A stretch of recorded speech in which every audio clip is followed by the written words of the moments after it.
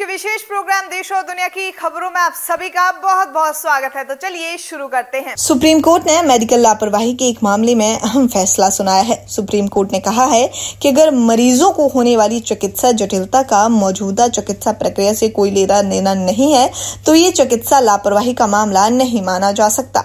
Court ने दलील दी है कि रेस इप्सा लोक्टस सिद्धांत वहां लागू होते हैं जहां परिस्थितियां दृढ़ता से उस व्यक्ति द्वारा लापरवाही पूर्ण व्यवहार में भाग लेने का सुझाव देती हैं जिसके खिलाफ लापरवाही का आरोप लगाया गया है। दिवाली से पहले प्रदेश सरकार बिल्डर परियोजना के फ्लैट खरीदारों को बड़ी राहत दे सकती है। अमिताभ कांत समिति की सिफारिशों पर लागू करने के लिए रोड मैप भी तैयार हो चुका है। कैबिनेट ने मंजूरी के बाद इसे लागू कर दिया है। इसके लागू होने से जिन परिस्थितियों में फ्लैट खरीदारों की रजिस्ट्री अटकी हुई है उनका रास्ता साफ होगा। इसके साथ ही अधूरी बिल्डर परियोजना का पूरा भी उन्हें किया जाएगा और उनकी राह भी खुलेगी। बता दें कि बिल्डर परियोजना में नोएडा, ग्रेटर नोएडा और यमुना प्राधिकरण के 1.67 लाख फ्लैट खरीदार फंसे हुए हैं जिन खरीदारों को फ्लैट पर कब्जा मिल चुका है। बिल्डर पर बकाया होने के कारण उनकी रजिस्ट्री अटकी हुई है।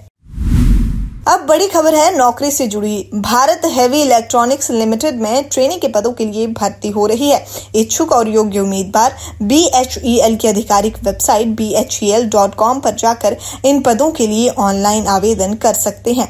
BHEL में ट्रेनी पदों पर भर्ती के लिए पंजीकरण की प्रक्रिया 25 अक्टूबर से शुरू होगी। आवेदन करने की आखिरी तारीख 15 नवंबर है। भारत जैसे देश में आईफोन का जलवा है। सेल में हर कोई आईफोन 15 खरीद रहा है, लेकिन चीन में आईफोन 15 के खरीदार नहीं मिल रहे हैं। ऐसे में रिटेलर्स को आईफोन 15 को औने पौने दामों पर बेचना पड़ रहा है। रिपोर्ट्स के मुताबिक चाइनीज ई कॉमर्स प्लेटफॉर्म जैसे PDD होल्डिंग्स की पिंडुडुओ और अलीबाबा की टाओबाओ जैसी ई कॉमर्स प्लेटफॉर्म पर आईफोन 14 सीरीज को खरीदार नहीं मिल रहे हैं। ऐसे में इन स्मार्टफोन्स को वास्तविक कीमत से कम दामों पर बेचा जा रहा है। चीन में इन मॉडल्स को 900 युआन यानी कि $123 में बेचा जा रहा है जो अपनी वास्तविक कीमत से काफी कम है। आने वाले 5-6 सालों में देश किस तरफ जाएगा? इलेक्ट्रॉनिक व्हीकल, फ्लेक्स फ्यूल या फिर hydrogen vehicle? Toyota Kirloskar Motors ने कंट्री हेड विक्रम गुलाटी का कहना है कि भारत अभी इलेक्ट्रॉनिक व्हीकल्स पर पूरा फोकस कर रहा है। इसके बावजूद साल 2030 तक पेट्रोल डीजल व्हीकल की बिक्री अभी के 40 लाख से बढ़कर 56 लाख हो जाएगी। उन्होंने कहा है कि फ्लेक्स फ्यूल को लेकर अगर सरकार कोई पॉलिसी लाती है तो इसे कार्बन एमिशन के मामले में इंडिया में ट्रू रेवोल्यूशन आ सकता है। फेस्टिव सीजन में कई लोग अपने गांव या घर जाने के लिए पहले से ही कंफर्म ट्रेन की टिकट करवा देते हैं, लेकिन किसी वजह से वो नहीं जा पाते हैं। ऐसे में आप अपनी टिकट का ट्रांसफर करवा सकते हैं। इसके लिए आप ट्रेन के डिपार्चर से 24 घंटे पहले रिजर्वेशन काउंटर पर जाकर ट्रेन की टिकट को ट्रांसफर करवा सकते हैं। अगर आपने ऑनलाइन भी टिकट बुक की है तो भी आप फिजिकल रूप से काउंटर पर आपको जाना ही पड़ेगा। साउथ एक्टर विजय थलापति की फिल्म लियो बॉक्स ऑफिस पर राज कर रही है। फिल्म को रिलीज हुए भी महज 5 दिन हुए हैं, लेकिन फिर भी कलेक्शन के मामले में फिल्म रिकॉर्ड तोड़ रही है। अब लियो ने 200 करोड़ क्लब में एंट्री ले ली है। फिल्म 19 अक्टूबर को तमिल, तेलुगु और हिंदी समेत तमाम भाषाओं में रिलीज की गई।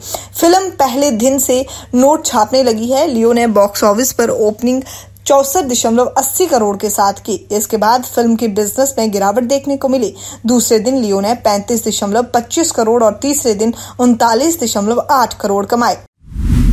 जब से बिग बॉस सीजन 14 शुरू हुआ है, अंकिता लोखंडे को अपने बिजनेसमैन पति विक्की जैन से शिकायत रहती है कि वो उन्हें समय नहीं देते। अभी हालिया प्रेमियों में अंकिता लोखंडे और विक्की जैन के झगड़े की झलक दिखाई दी। अंकिता उदास होकर कहती हैं कि उन्हें लगता था कि विक्की उनकी ताकत है, लेकिन ऐसा नहीं है। अंकिता कहती हैं कि मुझे लगा था कि तुम मेरी ताकत हो, लेकिन नहीं। अंकिता की बात सुनकर विक्की जैन का पारा चढ़ जाता है और पत्नी पर भड़क जाते हैं। अंतर्राष्ट्रीय परमाणु ऊर्जा एजेंसी के महानिदेशक राफेल मारियानो ग्रेसी ने प्रधानमंत्री नरेंद्र मोदी से मुलाकात की। इस दौरान पीएम मोदी ने शांति और विकास के लिए परमाणु ऊर्जा के सुरक्षित उपयोग की भारत की प्रतिबद्धता जताई। प्रधानमंत्री कार्यालय की ओर से जो जारी बयान में कहा गया कि ग्रासी ने जिम्मेदार परमाणु शक्ति के रूप में भारत के बेमिसाल रिकॉर्ड की सराहना की। उन्होंने परमाणु विज्ञान एवं प्रौद्योगिकी में देश की प्रगति की भी प्रशंसा की।